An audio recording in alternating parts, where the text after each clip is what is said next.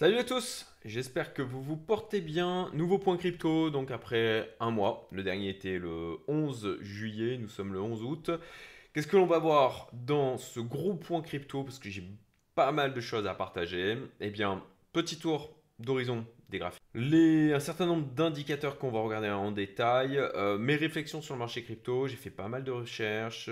J'ai discuté avec pas mal de personnes dans ma communauté privée qui sont voilà, aussi expérimentés, voire même plus qu'expérimentés que moi sur le marché crypto. Donc je vais vous partager toutes ces réflexions sur l'ensemble de l'écosystème. On va regarder les éléments majeurs. Il y en a eu un d'ailleurs tout récemment, et je vais en parler un peu plus loin dans la vidéo, qui est hyper important dans l'impact, à mon sens, et encore plus important que les ETF, Bitcoin et ETH, mais on y reviendra dessus.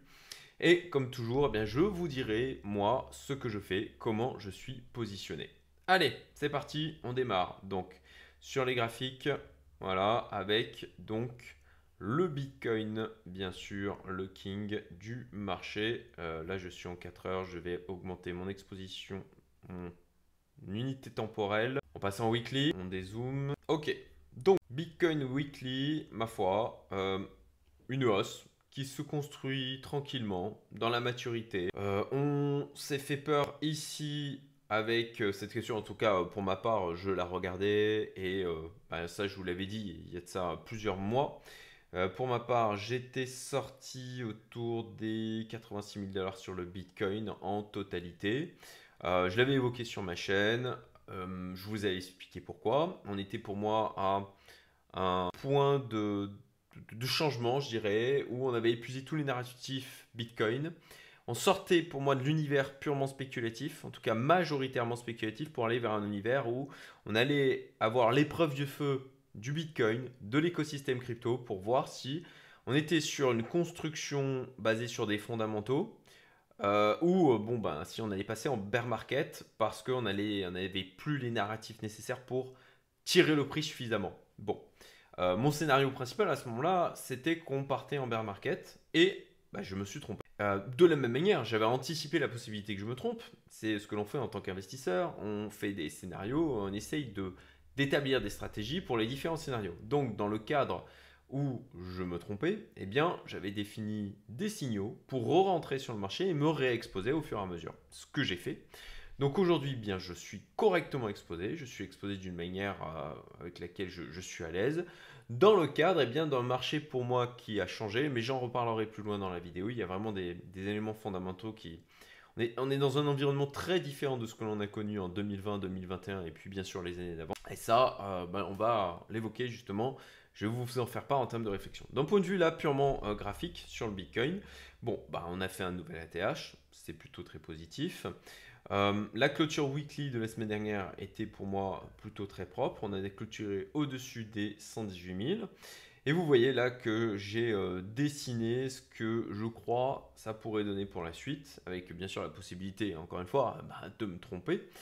Donc là-dessus, si on a des signaux contraires et que on a une correction qui met en danger une suite du bull run, ou si j'ai des indicateurs qui me disent de sortir, à ce moment-là, de la même manière, je sortirai. Là aussi, tous ces indicateurs d'auraient rentré, je les avais partagés dans Fast Track Investor, dans ma communauté privée Youmento. Et là aussi, je dois faire un travail pour ramifier mes indicateurs de sortie. Et là aussi, je les partagerai dans mes programmes payants. Et potentiellement aussi sur mon canal Telegram, le lien est en description. Je partage bien sûr des choses beaucoup plus régulièrement que je peux le faire sur la chaîne YouTube parce que ça me prend moins de temps, c'est beaucoup plus facile, moins de friction pour faire des partages de graphiques ou pour moi de sortie de position ou de rentrée de position. Donc, globalement sur le Bitcoin, voilà, une montée qui est saine, des phases de consolidation, voilà, on a travaillé ici. Belle clôture weekly à mon sens, donc là je suis exposé pour ma part à 100%. Je suis monté à 93 ou 94% hier soir en fin de journée quand j'ai vu qu'au niveau du Bitcoin on avait une grande probabilité de clôturer au-dessus des 118K en clôture weekly. Je me suis donc positionné à 118 et puis bon manifestement j'étais pas le seul à attendre la clôture weekly, puisque là je passe en 4 heures sur le Bitcoin. Donc voilà, là, on a poussé. Bon, ici, là, on est en train de corriger. On va voir ce que ça va donner. Mais pour l'instant, moi, je table sur une continuité.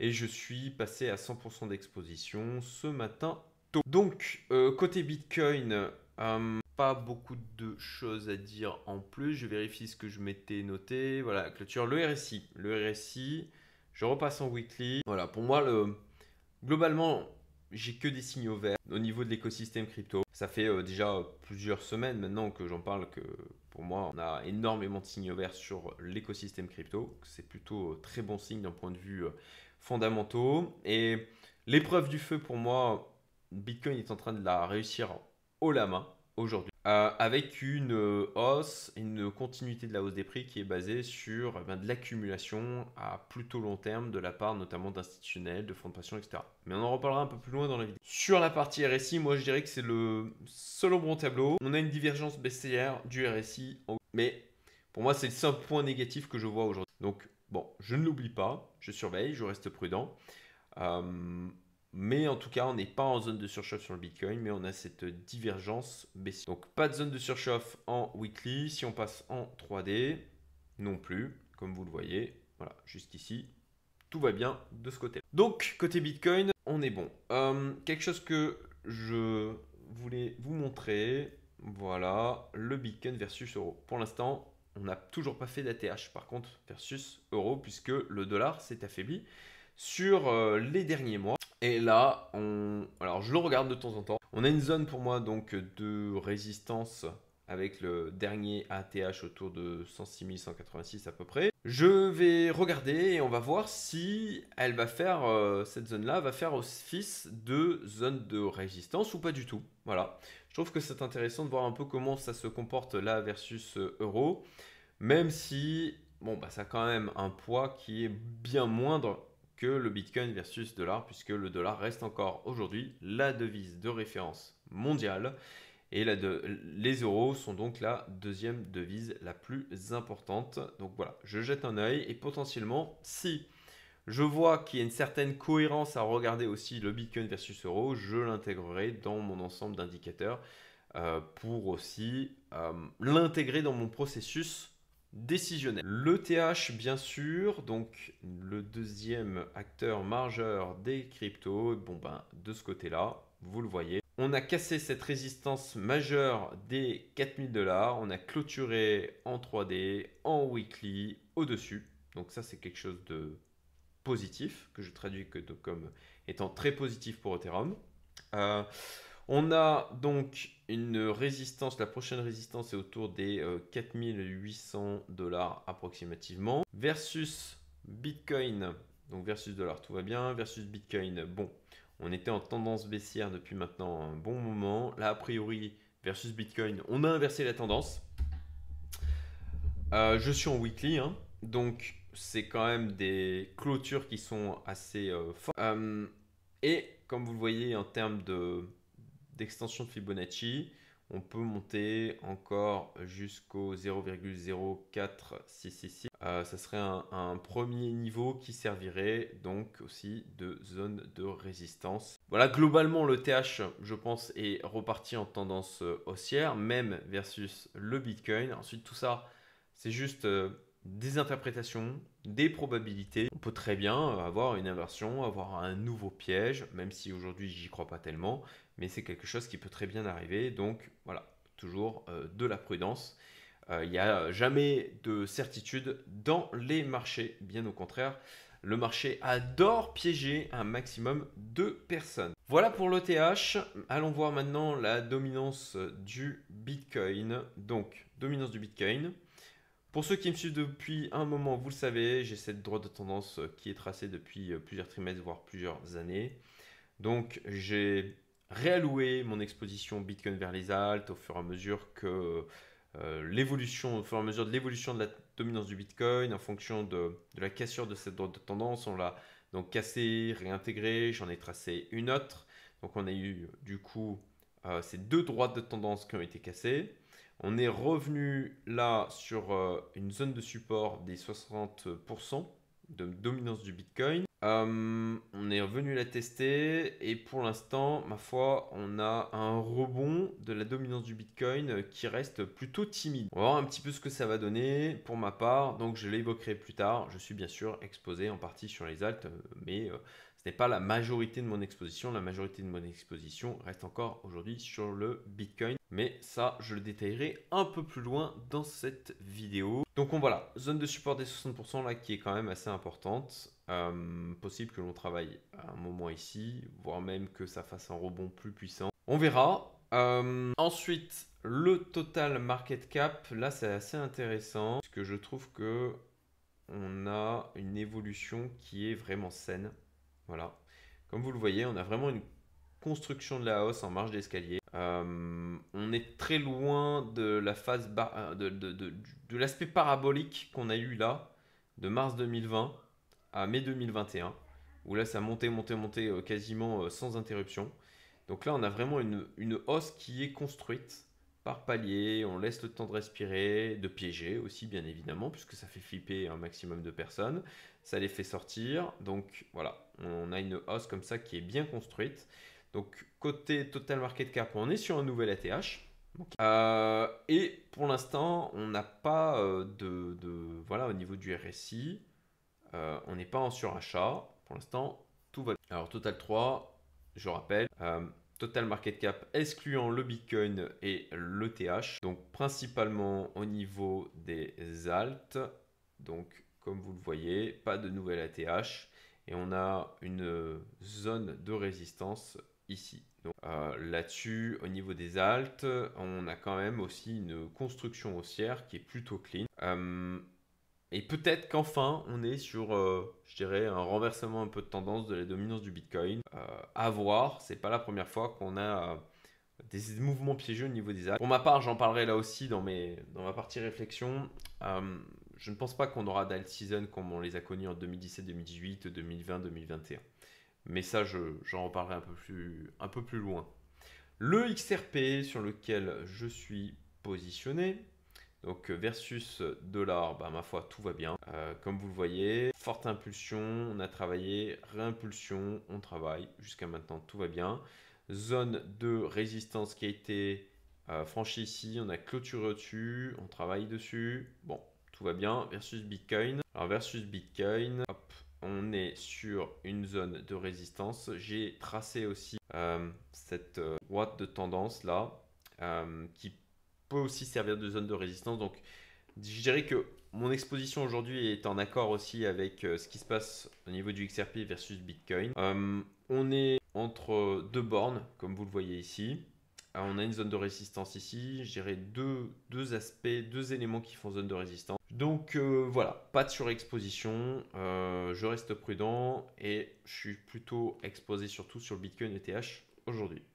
Néanmoins, ça me paraît pertinent d'avoir aujourd'hui du XRP en portefeuille. Ensuite, le Solana. Alors le Solana, pour l'instant, moi je l'ai sorti. Je ne suis pas positionné dessus. Il travaille quand même depuis maintenant... fait attaquer par un moustique, désolé pour ça. Donc il travaille maintenant depuis mars 2024. Okay. Il latéralise au final versus USD, versus Bitcoin. Et bien moi j'avais tracé ces deux bornes. Il y a de ça maintenant un bon moment. On a cassé. On a une autre zone de support ici qui a été travaillée de multiples fois. On est sur le bas. Bon, moi pour ma part, je me suis désengagé aussi du Solana parce que, et je me suis du coup engagé sur le XRP, notamment par rapport à ça que je vous avais déjà partagé il y a de ça un mois, le fait que les institutionnels, voilà, c'est évoqué ici, ont tendance à se désengager du Solana pour aller vers le XRP. Donc voilà, c'est aussi une des raisons pour lesquelles je me suis pour l'instant désengagé du Solana, même si je continue à le surveiller et à regarder son évolution, et que j'ai préféré me positionner donc sur le... AAV aussi que je surveille, je l'avais inclus en portefeuille. Je l'ai ressorti il y a de ça quelques temps de ça, je ne me souviens plus exactement du moment où je suis sorti du AAV.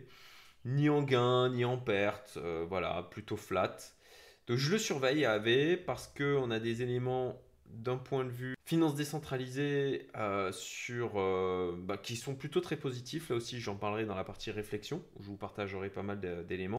Versus USD, ma foi, c'est pas dégueu. On avait eu cette phase ici de construction d'un socle, impulsion ici. On est revenu travailler cette zone-là. Là, on repart. Ok, on n'a pas fait un nouvel ATH. Il y a du potentiel de hausse. C'est quand même aujourd'hui un projet majeur dans l'écosystème crypto. Donc, je surveille.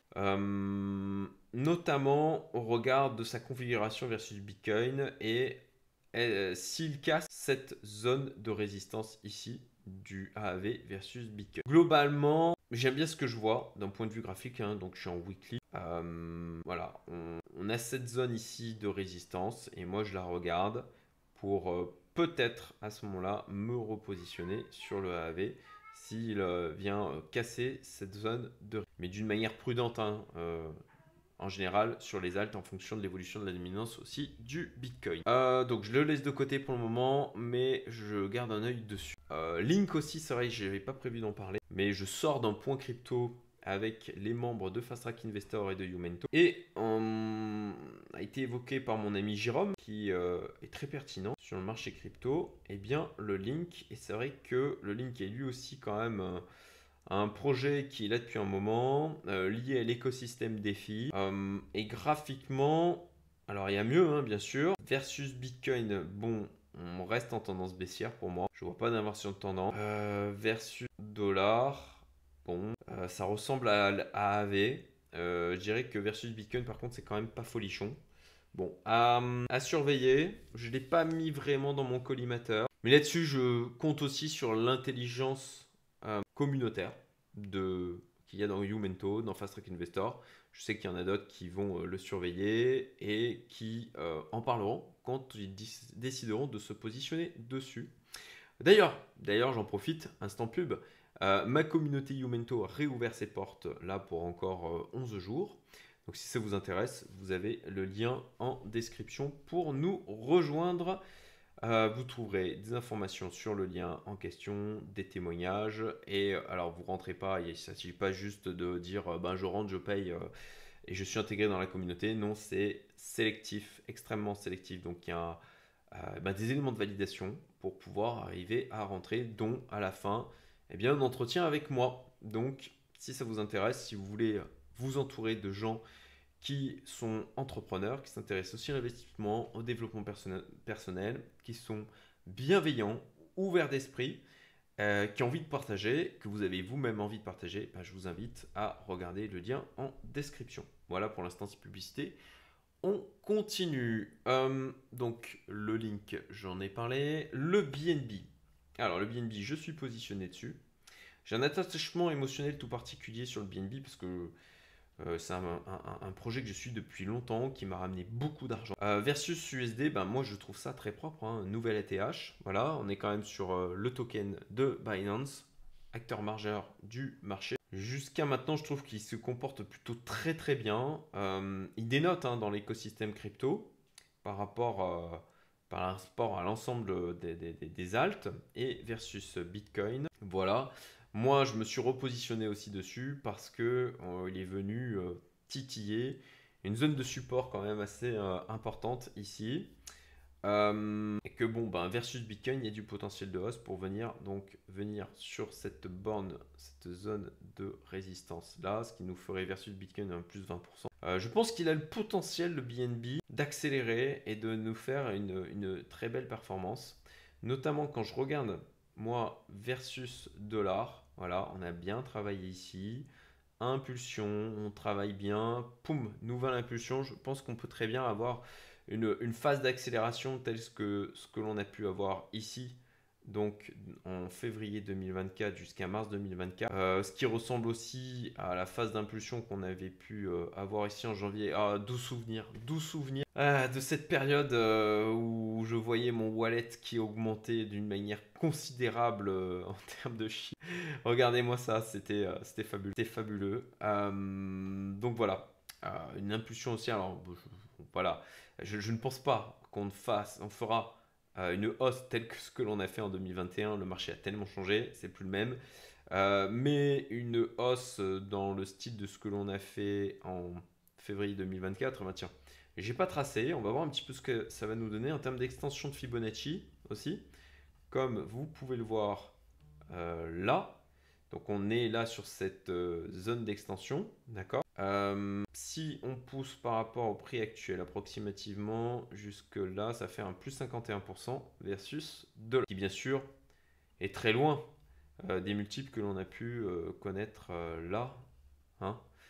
Plus de 1249%, mon Dieu, quelle belle époque. Et donc, février 2024, ça avait offert un quasi x2, ce qui est quand même pas dégueu.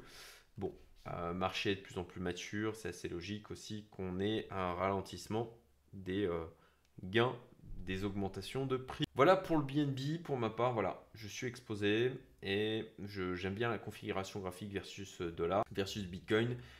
On a de la marge avant d'atteindre cette zone de résistance ici, donc ça donne aussi du potentiel de gain. Et ce qui n'est pas déconnant aussi avec un Bitcoin qui monte, le plus 50% que j'évoquais sur le dollar. Alors peut-être pas, voilà, si on, pour atteindre le plus 50% versus dollar, il faudrait quand même qu'on casse là cette zone de résistance. Mais disons que si on a un Bitcoin qui fait un plus 50 et là qu'on vient de nouveau sur cette zone de résistance, ça nous ferait globalement un plus 30%. Ce qui est non plus pas des...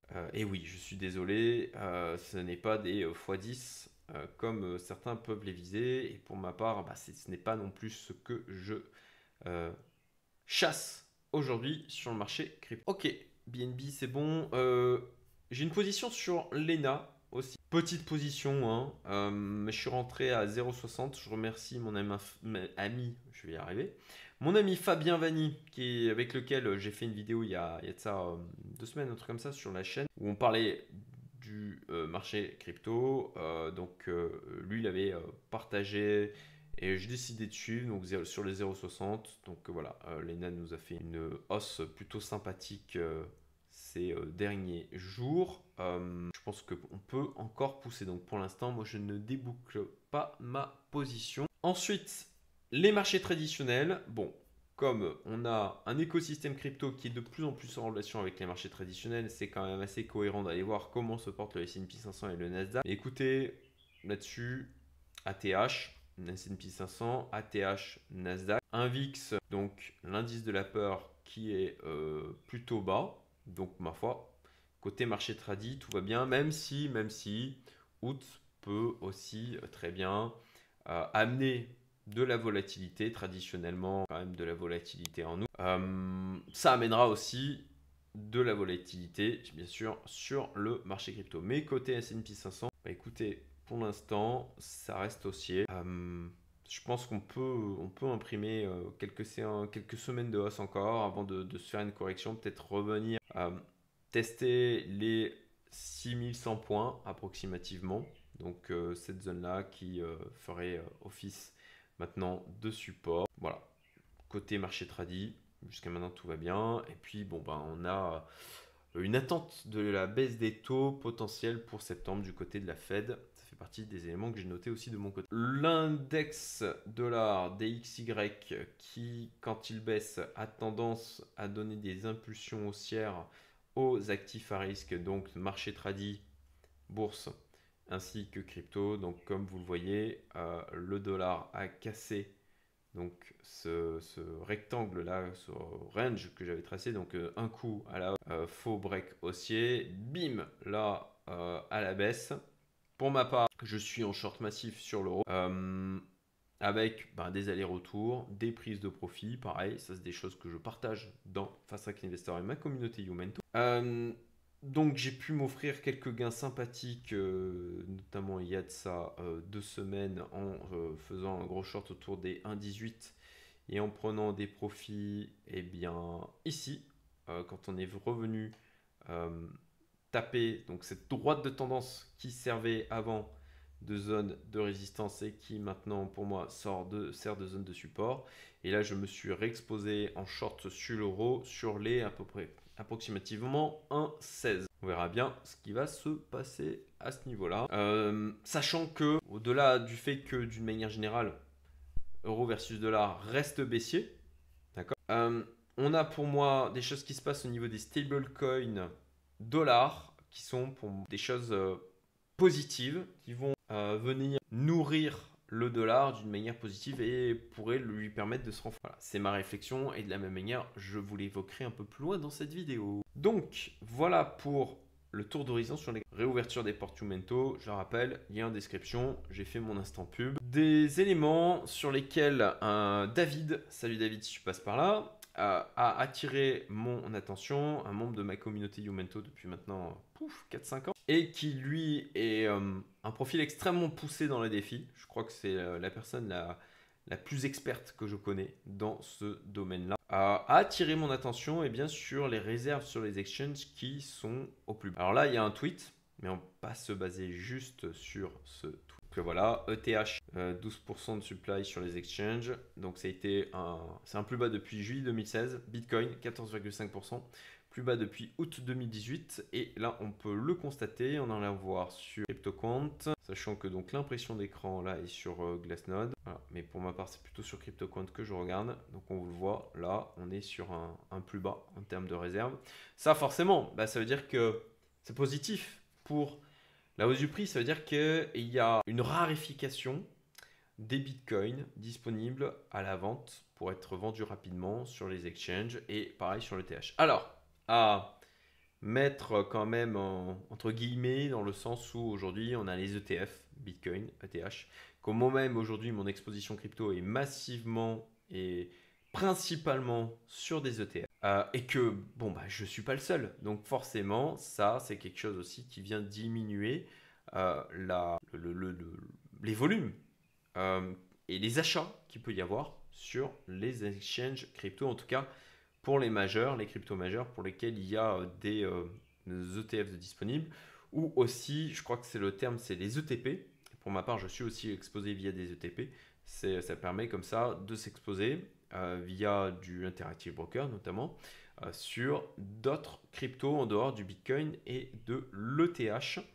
Après, je ne sais pas trop comment c'est disponible, ça pour ceux qui sont en Europe. Et bien sûr, ce n'est pas disponible pour vous, c'est certainement pour vous protéger. Vous savez comment ça marche.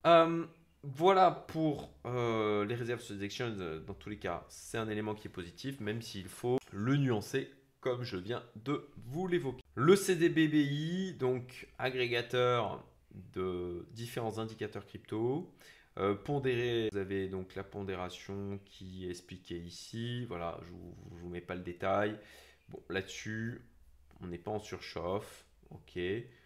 Pour l'instant, tout va bien. Ensuite, Google Trends, ma foi, quelque chose qui reste extrêmement positif pour moi. Des intérêts massifs du grand public. Voilà, un petit pic là, mais on reste proche des plus bas en termes de recherche sur le terme Bitcoin sur les 5 dernières années dans le monde entier. De la même manière, Social Metrics, là c'est des métriques au-delà de juste Google. Sur les réseaux sociaux, donc là c'est The Block qui permet comme ça de faire un suivi. De la même manière, hein, on voit que les indicateurs restent sur des plus bas au niveau de Twitter, au niveau du nombre de vos followers, au niveau des subscribers, des abonnés sur YouTube, nombre de vues sur YouTube aussi. Voilà, on est loin des pics que l'on a pu connaître dans le passé. Donc on reste plutôt entre initiés. J'ai des éléments qui viennent corroborer cette affirmation un peu plus loin. Altcoin Season Index. Donc là-dessus, on se rapproche, on est toujours en Bitcoin Season, d'après cet indicateur, on se rapproche de la partie Altcoin Season. Donc voilà, c'est toujours pas clairement le moment de faire une bascule full BTC, full alt, pardon. Et d'une manière générale, comme je l'ai évoqué tout à l'heure déjà, et je le réévoquerai tout à l'heure aussi, plus loin dans cette vidéo, pour moi, on ne connaîtra pas d'alt season comme les inconnus auparavant. Indicateur de surchauffe multiple, CoinGlass, très bien aussi cet indicateur qui fait un agrégat de multiples autres indicateurs. Donc cet indicateur est à hold de 100%, en clair, il ne faut absolument pas vendre. Voilà. C'était déjà globalement le cas quand j'étais sorti à 100%, mais comme je l'avais expliqué, moi ma crainte à ce moment-là, c'était qu'on était arrivé à la fin des narratifs purement spéculatif.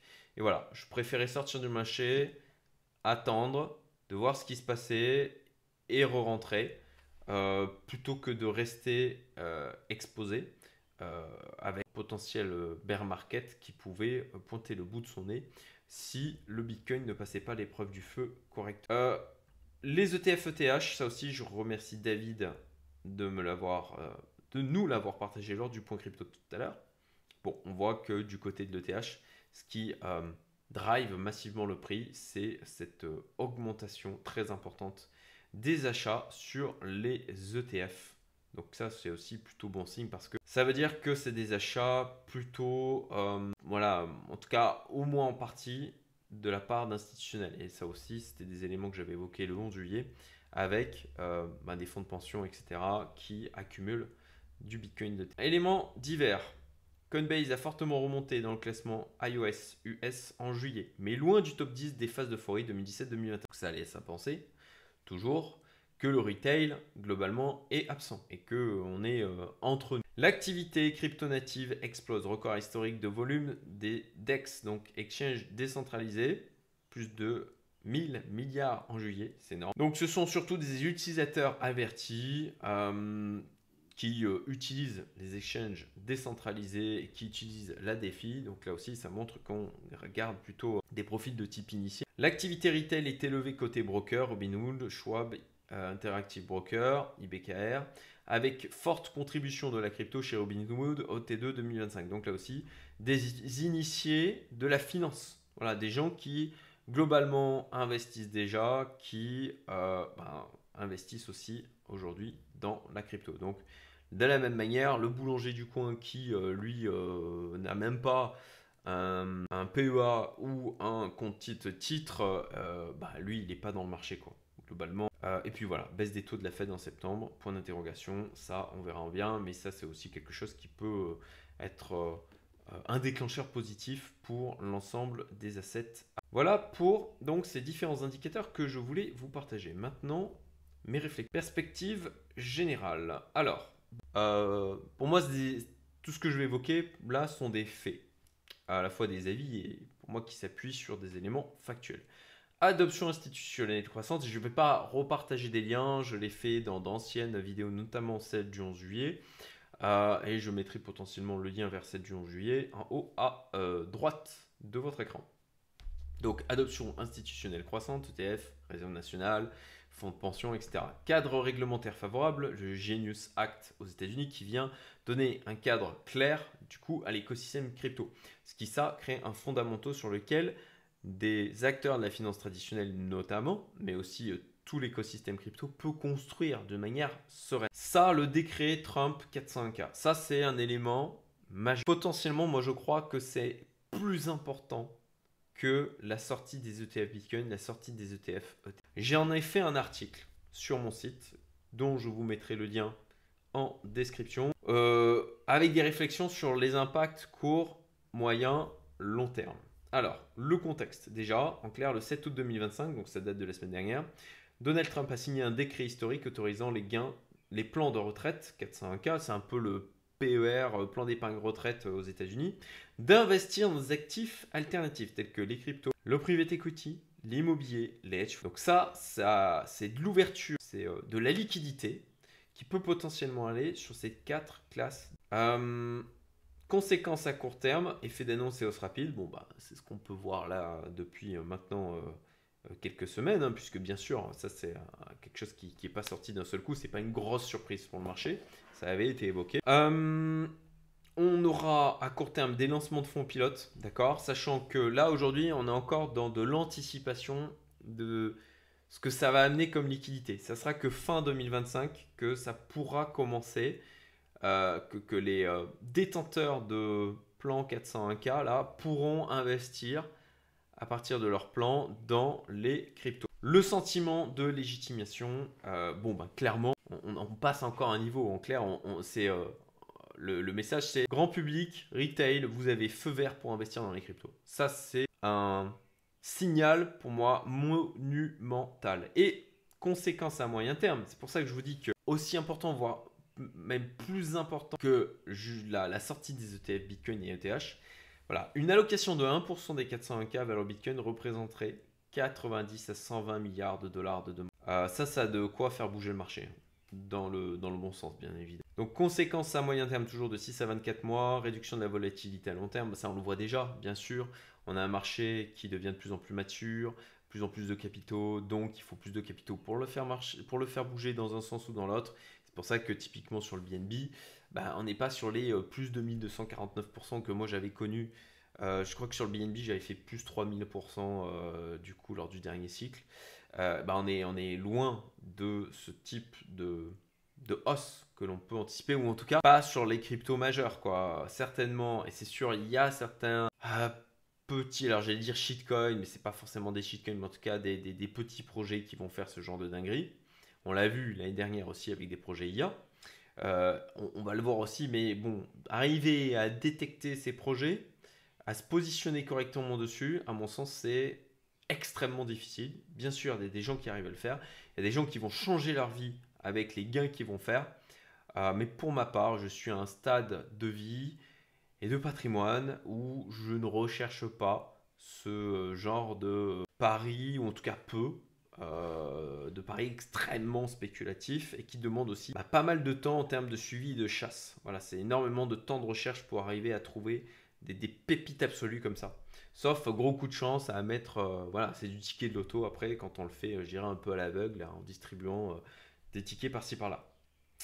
Création de produits institutionnels, voilà, ETF crypto dans les 401K, fonds indiciels Bitcoin ETH. Et puis, conséquence à long terme, là pour moi, ce que je me dis, c'est que le Bitcoin, il est là pour rester pour un bon moment. Que on a un écosystème crypto qui est vraiment en développement important. La tokenisation, ce qui se passe sur les stablecoins, je vais y revenir après. Enfin voilà. Donc là, le 401K, c'est pas juste un coup de liquidité d'un seul coup. Quelque chose qui vient créer de l'afflux de liquidité sur le marché crypto sur du long terme, sur plusieurs années. À minima, ça officialise les cryptos comme une classe d'actifs reconnue mondialement. Vraiment, encore une fois, moi ça fait presque 8 ans que je suis dans cet écosystème. C'est dingue, c'est dingue ce qui s'est passé sur ces 2 dernières années. Voilà. Tout ce dont on rêvait, tout ce qu'on imaginait, tout ce sur quoi on fantasmait se passe, se produit là aujourd'hui. Donc voilà, ça c'est pour moi un élément qui vient alimenter ma réflexion sur le super cycle, là aussi que l'on fantasme depuis un moment, sur le fait que cette fois c'est différent, que les cycles de 4 ans c'est terminé, que le marché a fondamentalement, profondément changé et est devenu aussi beaucoup plus difficile puisque forcément on a en face de nous les institutionnels, les traders, les spéculateurs, les quants, les algorithmes les plus sophistiqués, les plus intelligents, les plus performants du marché mondial. Allez, je reviens ici. Ah oui, développement et adoption stablecoin USD croissante. Ça aussi. Bon, on le voit, il y a de plus en plus d'acteurs qui veulent lancer leur stablecoin dollar. Parce que c'est un modèle hyper rentable. Tether, avec une petite équipe, je sais plus combien ils sont, j'ai pas envie de dire de bêtises, mais ils font plusieurs milliards de gains annuels de marge nette, quoi. C'est une machine Afrique monument. Pareil, au niveau de Coinbase, avec l'USDC, alors c'est Circle très exactement. Visa donc parle d'intégrer les stablecoins. Interactive Broker parle de lancer stablecoin. Là, je vous ai mis un lien, c'est Reuters, je sais pas comment le prononcer, on s'en fout. Qui en parle. C'est pas les seuls, hein. On a de mémoire, j'ai pas pensé à le mettre, mais j'ai vu aussi passer parce que je suis client de JP Morgan. JP Morgan, donc, qui s'associe, je crois que c'est avec Coinbase justement pour donner accès à l'USDC directement dans leur banque. JP Morgan, une des banques les plus grosses au monde, quoi. Et ça, eh bien, c'est bon pour la dette US parce que les acteurs comme ça qui mettent à disposition du stablecoin, ce qu'ils font derrière, c'est que ils investissent cet argent dans des obligations d'État américaines. Donc ça, c'est bon pour la dette US, ça veut dire de l'achat de dette américaine. Et à mon sens, dans mon interprétation, c'est bon aussi pour le dollar parce que ça veut dire que l'écosystème aujourd'hui le plus mature en termes de stablecoin, c'est les États-Unis. C'est le dollar qui drive le tout et d'avoir comme ça des possibilités d'échange de dollars Je crois que c'est Western Union ce qui a évoqué l'intégration stablecoin. Enfin, ça bouge très vite. Et là, les États-Unis, le dollar est leader dans le monde. Donc ça veut dire des gens à travers le monde, pour la facilité de transactionnel que ça va leur amener, vont acheter du dollar. Et moi, du coup, mon pari, notamment du fait du short euro que j'ai pu prendre, bah, c'est que ça va faire partir le dollar à la... Ça peut prendre quelques mois, voire même peut-être... Shopify et Stripe, là aussi, Shopify, acteur majeur, je crois même le premier acteur en termes de création de boutiques en ligne. Stripe, acteur majeur des paiements en ligne. Je travaille avec Stripe, enfin, j'utilise cet outil moi-même. Voilà, intégration des stablecoins, mais ça aussi, ça va être un truc de dingue. Donc, tout l'écosystème stablecoin en expansion, en développement, et ça, c'est quelque chose qui est très bon aussi pour l'écosystème crypto, qui est bon aussi pour la finance décentralisée, d'où le fait que je surveille à intérêt des initiés crypto ou initiés de la finance. Bah, ça, c'est ce que j'évoquais tout à l'heure. Pour l'instant, on a majoritairement des gens qui sont déjà des initiés de la crypto, qui font du mouvement dans le marché, ou des initiés de la finance. Alors, voilà pour les perspectives générales. Donc, mon avis, je l'ai déjà évoqué tout à l'heure. Bitcoin, il est là pour rester. Pour moi, il est en train de passer l'épreuve du feu avec brio, voire même il l'a passé. En tout cas, moi, dans ma prise d'opposition, j'estime aujourd'hui que les feux verts dont j'avais besoin sont là. Écosystème crypto, bon ben, en développement, et puis voilà, la défi avec des partenariats entre les acteurs défi, finance décentralité, et aussi des acteurs de finance traditionnelle. Ça, c'est des choses qui sont en train d'émerger. On a donc des fondamentaux puissants qui vont tirer l'ensemble de l'écosystème pour les trimestres et années à venir au niveau des cryptos. Alors, c'est peut-être certains qui vont me le faire souligner, mais effectivement, c'est un changement d'avis assez important pour ma part, où j'étais assez pessimiste il y a de ça quelques mois. J'attendais de voir, mais j'étais pessimiste, hein, clairement. Et là, aujourd'hui, bah, je suis optimiste. Et à mon sens, bah, c'est le travail d'un investisseur, c'est ça. C'est de savoir changer d'avis. Aujourd'hui, j'ai changé d'avis et je suis optimiste d'une manière générale pour l'écosystème crypto, et aujourd'hui, à l'instant T, plus particulièrement sur le Bitcoin et le... Parce que voilà, plus d'alt season tel qu'on a pu en connaître, des phases spéculatives, mais sur certains narratifs, et donc là, c'est des choses qui vont être difficiles, qui sont difficiles à détecter et se positionner en amont. Ça nécessite beaucoup de temps, à mon sens, et des compétences avancées dans l'écosystème crypto. Je dirais que là, aujourd'hui, celui sur lequel j'aurais envie de mettre un ticket en avance de phase, ça serait sur l'écosystème défi. Voilà. Et puis le cycle de 4 ans, j'ai du mal aujourd'hui à croire à un effet encore important du cycle de 4 ans. Alors, souvent je le dis, l'intelligence est dans la nuance. Donc, zéro effet de l'aspect cycle de 4 ans, non. Mais un effet qui sera fortement atténué, je crois que c'est ce vers quoi on se dirige et ce vers quoi on est déjà aujourd'hui. Donc, voilà. Je sais que cette fois c'est différent, il faut s'en méfier, parce que bien souvent ça nous amène à des cas. C'est très tentant, parce que ça s'avère voilà, souvent piégeux. Mais là, je n'arrive pas, d'une manière rationnelle, à ne pas arriver à la réflexion finale. Le terme m'échappe, mais vous me comprendrez. Cette fois, c'est différent. Le marché crypto a profondément changé. On n'a pas les mêmes acteurs. On a totalement changé de dimension. C'est encore en cours, hein, mais on a totalement changé de dimension. Alors, par rapport à quelle stratégie de mon côté? Depuis le 11 juillet, bon, je fais moi de la gestion active. Donc, j'ai fait de multiples mouvements là-dessus.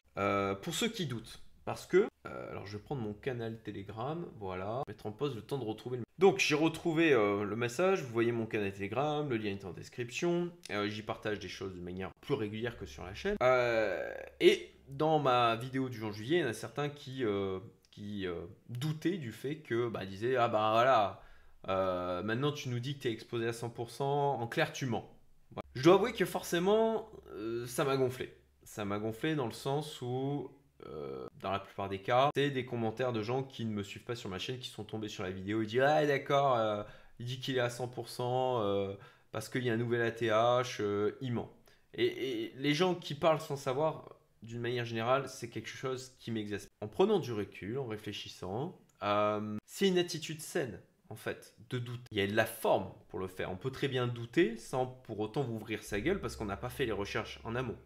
D'ailleurs, à noter que là-dessus, je crois que c'était sur la vidéo du 11 juillet, d'ailleurs, j'ai apporté des éléments à une réponse qui doutait, quelqu'un qui doutait, en disant, bah attends, t'as rien suivi alors de tout ce que j'ai pu partager sur ma chaîne, et là tu te dis qu'en clair c'est bullshit. Et la personne m'a remercié pour la qualité de ma réponse. Alors, je ne l'avais pas insulté ni quoi que ce soit, hein.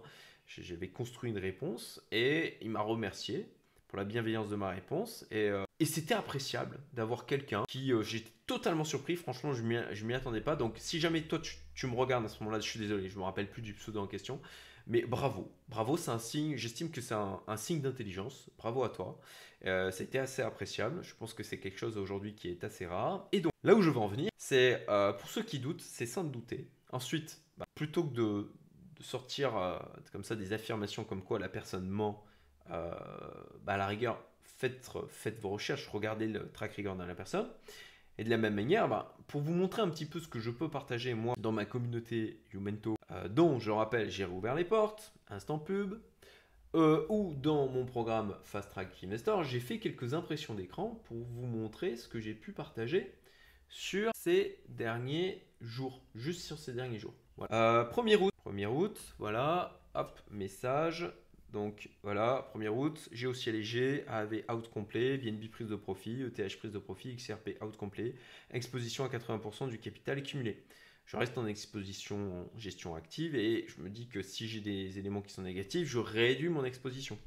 Donc je partage là aussi, Bitcoin à 73%, ETH 15%, BNB 10%. Message, c'est tout. Ah, ça m'ouvre à chaque fois les trucs sur mon autre écran. Voilà. Exposition, je remonte l'exposition. Enfin non, je rappelle, voilà, exposition 84%. Alors elle a un peu augmenté parce que tout simplement la valeur de mon portefeuille a augmenté. Oui, ce que j'avais fait, c'est que j'avais diminué l'exposition Bitcoin et j'avais basculé sur le XRP. J'avais repris du XRP à hauteur de 6%. Là, partage le 8 août. Hop, j'ai augmenté ma position sur ETH tout à l'heure, 8 août, hein, et monté à 29% d'exposition sur ETH. Il est en train de casser les 4000 $. Je pense que cette fois, c'est la bonne. Versus Bitcoin, c'est aussi plutôt pas mal. Je pourrais attendre la clôture de la bougie à 4 heures. Mais comme ça pourrait pousser vite et fort, je préfère prendre le risque d'anticiper. Donc on est le 11, voilà, hier, voilà, fin de journée. On a une belle probabilité de faire une clôture weekly plutôt belle, au-dessus des 118K. J'ai remonté mon exposition en anticipation à 94%. Bitcoin 50%, ETH 29%, BNB, voilà, vous voyez mon exposition. Et de la même manière, quand quelqu'un dans mon canal Telegram est venu douter de ce que l'on dit, je suis en train de regarder, j'essaie de retrouver où est-ce que c'était. Voilà, comme par hasard maintenant que ça pump, tout le monde est déjà exposé à ETH. Donc là aussi, je montre moi les actions que j'ai partagées dans mes canaux privés. Récap de mon exposition crypto. J'ai augmenté ma position sur ETH tout à l'heure. Pour info, est monté à 29%. Voilà. Donc, je vous montre des éléments qui sont factuels, des impressions d'écran. De la même manière, ça je l'avais déjà dit, mais dans un commentaire de la vidéo du 11 juillet, si je disais des choses sur mon YouTube public qui dénotent complètement ou qui dénotent tout court en fait avec ce que je fais et ce que je partage dans mes programmes comme Fast Track Investor et Youmento, en termes de crédibilité, je ne tiendrai pas 2 secondes. Je pense que vous en conviendrez. Bon, voilà. Au-delà de ça, j'ai amené là des impressions d'écran concrètes pour montrer le genre de choses que je peux partager. Voilà. Et si jamais ça vous intéresse, Fast Track Investor, vous allez sur youmento.best. Je mettrai le lien en description. Et pour ceux qui veulent rejoindre la communauté Youmento, qui présente beaucoup plus d'avantages, il y a aussi accès à Fast Track Investor pour tous les gens de la communauté. C'est mon environnement chouchou. Voilà, c'est que des gens que j'ai choisis, où je prends plaisir d'échanger avec eux. C'est des gens que j'estime extraordinaires. D'ailleurs, il y a de ça quelques semaines, on a fait une grosse garden party dans ma maison du sud de la France. Là, je suis rentré à Maurice. On était 110 à peu près. Un excellent moment. Et voilà, vous avez là aussi le lien en description.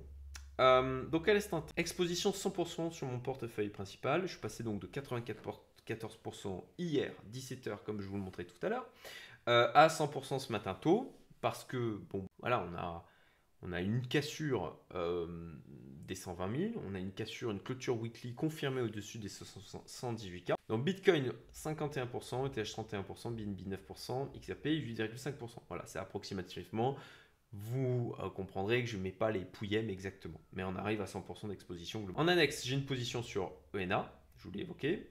Je suis exposé toujours sur des ICO sur lesquels on a pu rentrer, notamment il y a de ça 2 ans, on a pu rentrer sur l'ICO de My Lovely Planet avec le coin My Lovely Coin que j'avais proposé dans mon programme Fast Track Investor, dans ma communauté Youmento. Là encore aujourd'hui, sauf erreur, on est sur un multiple de x10.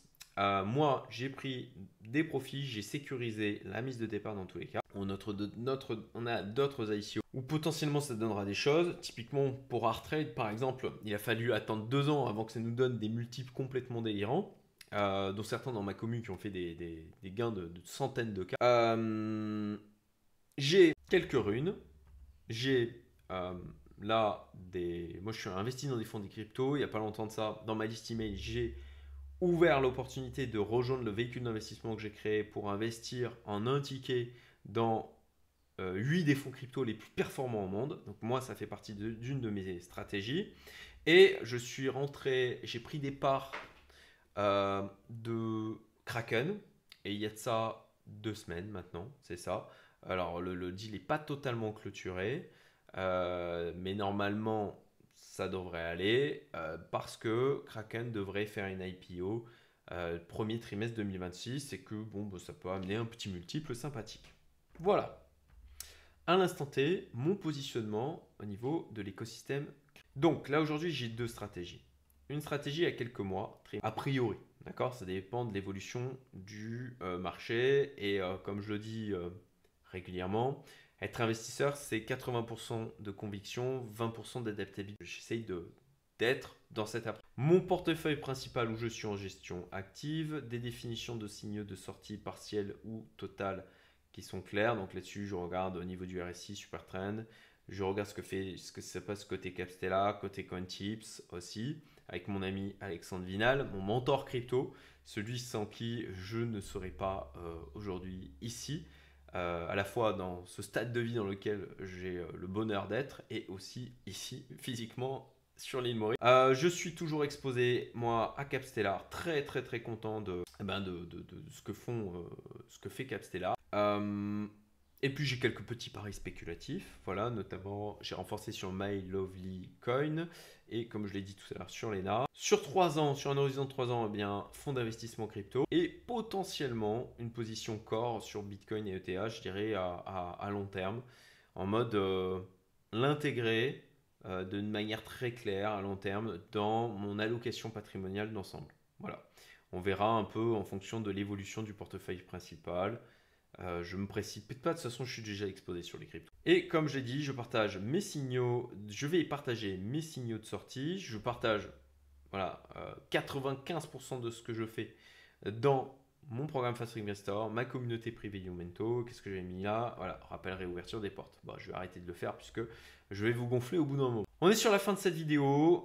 Si vous avez trouvé ça intéressant, si vous avez envie de me partager vos réflexions, si vous avez envie de réagir à des choses que j'ai pu dire, vous le faites en commentaire d'une manière constructive, bienveillante. Les gens qui insultent sont totalement tout de suite en mode blacklisté sur la chaîne. Vos commentaires seront cachés pour moi et pour tous les autres personnes qui vont visionner les vidéos.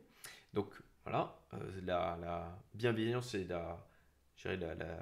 d'avoir une approche constructive et de mise. Ça sera avec grand plaisir que je vous répondrai. Je prends le temps de répondre à tous les commentaires. Et puis, si vous avez trouvé la vidéo intéressante, partagez-la autour de vous aux gens qui s'intéressent à l'écosystème crypto. Et comme je le rappelle, à nouveau, lien dans la description, réouverture des portes de ma communauté privée pour accéder à mon programme Fast Track Investor. Je vous souhaite une bien bonne soirée et je vous dis à très bientôt pour de nouvelles aventures dans l'investissement. Salut à tous.